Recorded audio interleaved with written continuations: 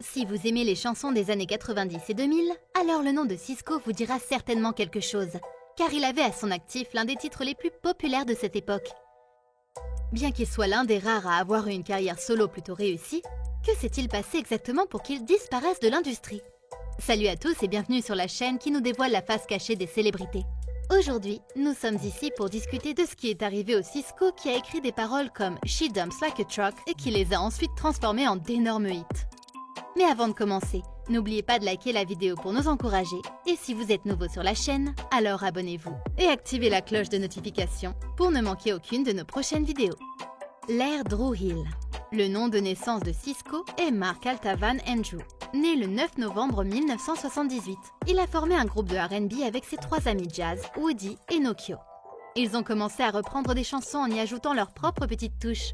Comme leurs reprises et leurs performances sur scène devenaient populaires, leur manager leur a conseillé de participer à un concours à New York. Ils y sont allés, mais n'ont pas gagné le concours, bien qu'ils aient attiré l'attention d'Island Records. La maison de disques les a signés le soir même, sur une serviette de table. Sans s'inquiéter, un contrat officiel leur a été remis quelques jours plus tard. Bien que la compagnie leur ait demandé de changer de nom, qui était à l'époque Legacy, ils ont opté pour Dru Hill, en hommage à leur ville natale de Baltimore. En 99, ils ont sorti plusieurs méga hits comme We're Not Making Love, Tell Me, Sleeping in My Bed et These Are the Times. Sisqó a sorti 2 albums à succès avec le groupe avant de décider de se lancer en solo. En fait, il n'est pas le premier à avoir quitté le groupe, c'est Woody. Il n'était pas satisfait de la dynamique du groupe, car Sisqó était incontestablement le plus populaire. C'était plutôt Sisqó et les gars. Woody a décidé de ne pas rester dans son ombre et s'est complètement retiré du groupe. Sisqó parla de l'impact de la décision de Woody dans une interview. La foule a commencé à diminuer et il n'y avait plus autant de gens qui venaient voir Dru Hill se produire. Je pense que c'était une cause et un effet direct de ce qui s'est passé avec Woody. Après ça, je suis arrivée à ce niveau où j'ai expliqué. On essaie de leur faire avaler cette nouvelle version de Dru Hill et on a cette sorte de fenêtre ouverte. Je veux faire un album solo. Le public ne réagissait pas bien non plus, car il voulait voir tout le groupe. Et même sans Woody, quelque chose semblait manquer. C'est alors que Sisqó a décidé de se lancer dans sa carrière solo. Un solo réussi. Sisqó avait toujours attiré plus d'attention que les autres membres du groupe. Juste avant leur premier album en tant que groupe, la maison de disques lui demanda de changer la couleur de ses cheveux, qui étaient blond platine à l'époque, pour qu'ils correspondent à ceux des autres musiciens. Mais il refusa tout simplement de le faire. Ils lui ont même dit que ce ne serait pas bon pour sa carrière, mais il se trompait sur toute la ligne. Depuis la première chanson, il était devenu plus visible que les autres membres du groupe, simplement à cause de sa couleur de cheveux. Sa couleur de cheveux blonde frappante, ses vêtements excentriques et ses mouvements de danse flashy ont fait de lui un artiste influent dans l'industrie. En 99, il a sorti le premier single de son premier album, Unleash the Dragon. Le premier single, Go to Get It, a été un succès respectable en se frayant un chemin jusqu'au top 40. Mais le monde entier est devenu fou lorsqu'il a sorti son deuxième tube, le monstrueux Thong Song. C'était une chanson de club, mais l'arrangement de la chanson le distinguait des autres numéros de pop dance. La chanson s'est hissée en tête des hit parades partout, et il était impossible d'y échapper au début des années 2000. Cette chanson a fait de lui un artiste solo à succès et lui a valu de nombreuses récompenses, dont 4 nominations aux Grammy Awards. En 2001, Play Along Toys a même fabriqué une poupée appelée Sisqó Celebrity. Il a sorti 2 autres chansons de l'album, dont Incomplete, qui a atteint la première place du Billboard Hot 100. Sisqó a prouvé son potentiel en tant que musicien, auteur, compositeur et interprète. Il était soudainement considéré comme le prochain grand espoir de l'industrie musicale. Personne ne savait aussi bien que lui mélanger le R&B et le hip-hop. Peu après le succès de son premier album, il a commencé à faire des tournées et à travailler sur son deuxième album. Tout le monde avait alors de grands espoirs pour son deuxième album. Et pourquoi ne l'aurait-il pas fait? Puisqu'il était maintenant un artiste nommé aux Grammy Awards. Il a alors sorti Return of Dragon en 2001. L'album a fonctionné et est devenu disque de platine. Quelques titres se retrouvaient dans les hit parades, mais en comparaison avec son précédent album, celui-ci semblait un peu décevant. Des suites infructueuses. Alors que Return of Dragon avait obtenu suffisamment de reconnaissance pour être considéré comme un hit, les albums suivants de Sisqó n'ont même pas obtenu ce résultat. Après avoir écouté une nouvelle chanson dans Thong Song, le public s'attendait à plus de hits révolutionnaires de sa part, car il ne voulait pas qu'il soit un seul coup de chance. Mais c'est malheureusement ce qui est arrivé. Il n'était peut-être pas techniquement un seul coup de chance, car il avait une série de chansons à succès avant Thong Song. Après l'accueil mitigé de son deuxième album, il a décidé de se remettre avec Dru Hill en 2002. Auparavant, le groupe avait prévu de se reformer en 2000, mais en raison de certains conflits, cela ne s'était pas produit. La théorie commune est qu'après le succès massif de l'album de Sisqó, il a été couvert d'opportunités telles que son passage dans des films et des émissions de télévision. Il était également intéressé à essayer de nouvelles choses et a donc retardé la réunion du groupe jusqu'en 2002. Le groupe a sorti son 3e album en 2002, qui a été un échec cuisant. Les performances de l'album étaient si mauvaises que la maison de disques a décidé de les abandonner.